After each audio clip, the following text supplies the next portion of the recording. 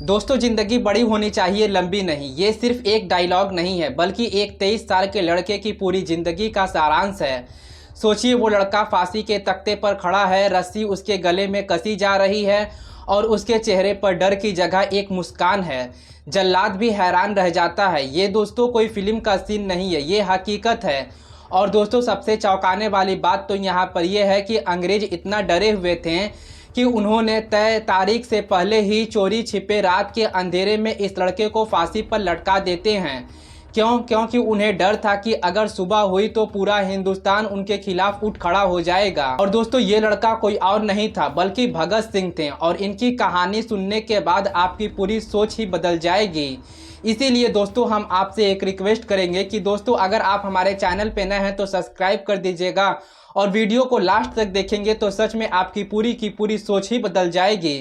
तो दोस्तों, वीडियो को लास्ट तक जरूर देखिएगा। आइए मैं आपको इनकी पूरी कहानी को समझाने और बताने की कोशिश करता हूं। दोस्तों, भगत सिंह सिर्फ और सिर्फ 23 साल जिए थे, लेकिन इतना जबरदस्त जिए थे कि आज़ादी के 100 साल बाद भी हर घर में उनका नाम गूंजता है।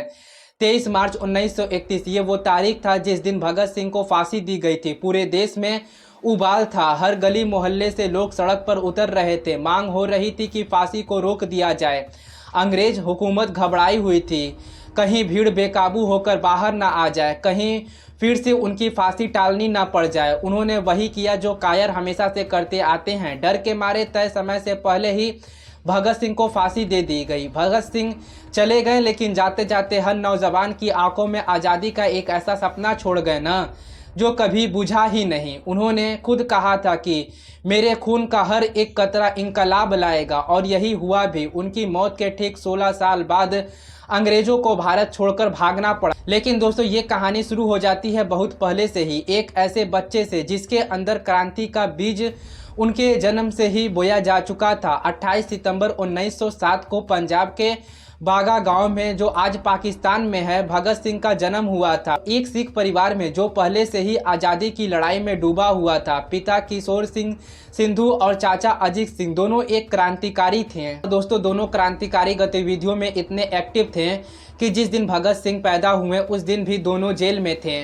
कैनोल कोलाइजेशन बिल के खिलाफ प्रदर्शन करने के कारण कुछ दिन बाद जब दोनों रिहा हुए तो लोगों ने इसे भगत सिंह की किस्मत माना और उनका नाम रखा भागो सिंह, यानी भाग्यशाली इंसान। बाद में यही नाम बदलकर भगत सिंह हो गया। बचपन से ही इस बच्चे का दिमाग बाकियों से अलग चलता था। एक दिन पिता खेत में बीज बो रहे थे। भगत सिंह ने पूछा, आप ये क्या कर रहे हो पिताजी? पिताजी ने बोला, ताकि हम बीज इसलिए बो रहे हैं ताकि फसल उगे और अनाज हम लोग खा सकें। तो भगत सिंह ने जवाब दिया कि अगर पिताजी, हम लोग खेत में बंदूक क्यों नहीं बो देते हैं? अगर हम लोग बंदूक बो देंगे तो ढेर सारी बंदूक निकल जाएगी और अंग्रेज़ों से लड़ने के लिए हम लोग के पास बंदूक हो जाएगी ढेर सारी।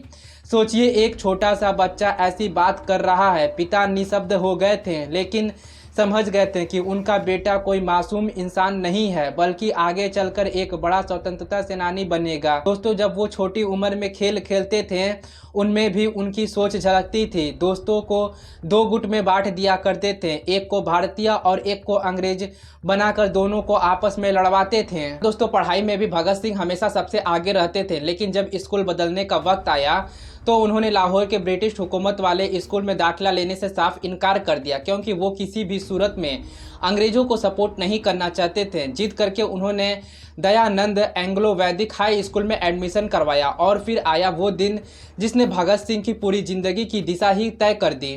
13 अप्रैल 1919, जलियांवाला बाग। अंग्रेजों ने शांतिपूर्ण जमा हुए लोगों को चारों तरफ से घेर लिया, गोलियों से भून डाला। बाग का एक ही रास्ता था, वो भी बंद कर दिया।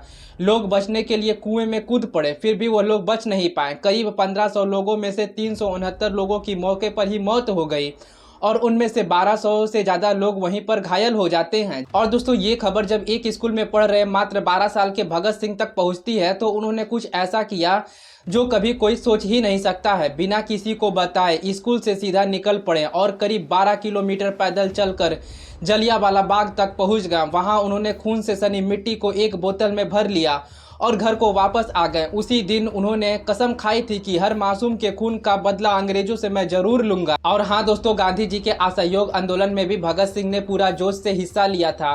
ब्रिटिश सामान्य को जलाना, विदेशी किताबों को फूंक देना, दोस्तों को आंदोलन में खींचना। उन्हें लगने लगा था कि अब आज़ादी बस कुछ ही हमसे दूर है और गांधी जी ही अंग्रेजों को हरा सकते हैं। लेकिन फिर हुआ चौरी चौरा कांड, जहां भीड़ ने एक पुलिस थाने को आग लगा दी थी और 23 पुलिसकर्मी मारे गए थे। इस हिंसा से गांधी जी ने पूरा आंदोलन ही वापस ले लिया।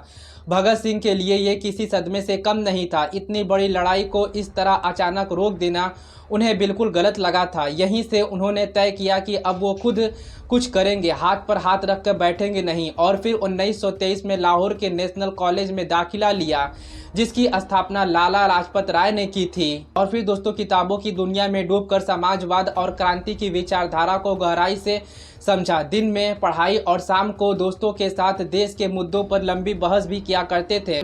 और फिर दोस्तों इसी दौर में घर वालों ने शादी की बात भी छेड़ दी थी। तो भगत सिंह का जवाब था, अगर आज़ादी से पहले मेरी शादी हुई तो मौत ही मेरी दुल्हन होगी। ये सुनकर माँ बाप का दिल पूरी तरीके से टूट गया था, लेकिन वो समझ गए थे कि उनका बेटा अब देश के नाम अपनी जिंदगी को लिख चुका है। फिर दोस्तों इसके बाद भगत सिंह घर छोड़कर कानपुर चले गए थे। यहाँ 1924 में उन्होंने राम प्रसाद बिस्मिल और चंद्र नाथ सन्याल की बनाई हिंदुस्तान रिपब्लिक एसोसिएशन ज्वाइन कर ली, जिसके प्रमुख आयोजक चंद्रशेखर आज़ाद थे। फिर दोस्तों कुछ ही समय में भगत सिंह आज़ाद के चहेते बन गए थे। कानपुर में ही उनकी मुलाकात मशहूर पत्रकार गणेश शंकर विद्यार्थी से हुई थी, जिन्होंने भगत सिंह को अपने अखबार में काम पर रख लिया था।